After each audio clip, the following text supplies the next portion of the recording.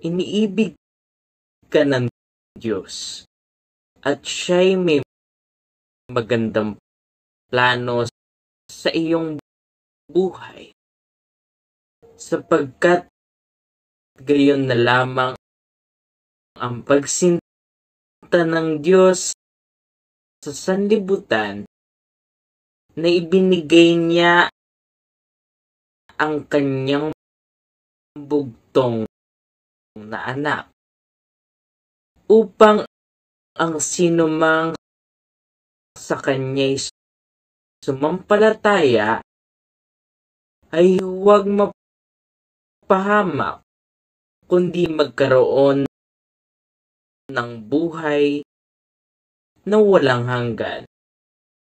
John 3:16.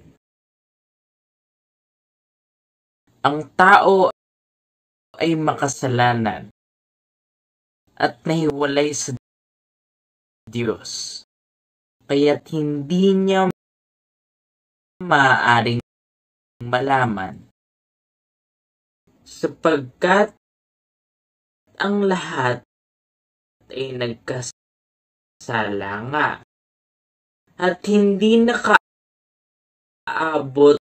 sa kaluwalhatian ng Diyos.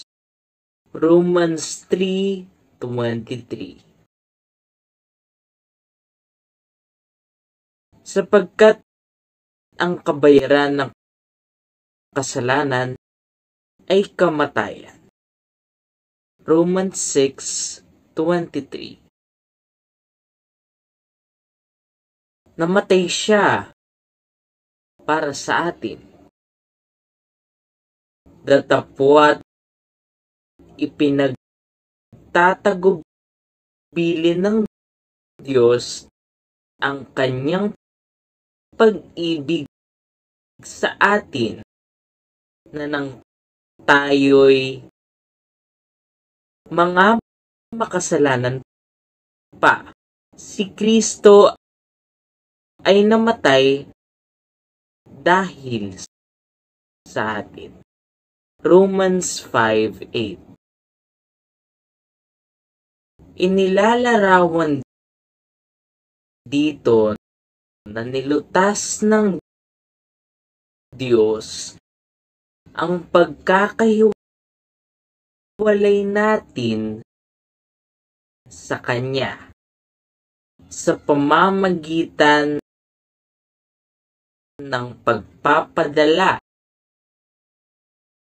ng Kanyang anak na si Jesucristo upang mamatay sa krus para sa kabayaran ng ating mga kasalanan. Kinakailangan nating tanggapin si Jesucristo na ating tagapagligtas at Panginoon. Datapwat ang lahat ng sa Kanya'y nagsitanggap ay pinagkalooban niya sila ng karapatang maging mga anak ng Diyos sa makatuwid. Bagay ang mga nagsisisampalataya sa Kanyang pangalan. John 1:12. Mga pamamagitan ng pananampalataya, maaari mong tanggapin si Kristo ngayon din sa panalangin. Panginoong Jesus, kailangan kita. Salamat sa pagkamatay mo sa krus para sa aking mga kasalanan.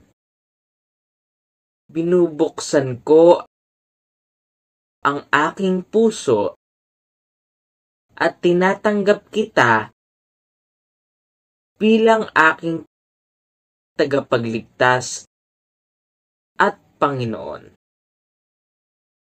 Salamat po sa pagpapatawad mo sa aking mga kasalanan. Ikaw po ang maghari sa trono ng aking buhay. Gawin mo po akong isang taong namumuhay ayon sa iyong kalooban. Amen. At si Kristo'y papasok sa iyong buhay tulad ng kanyang ipinangako. Simulan sa darating na linggo, ang palagiang pagdalo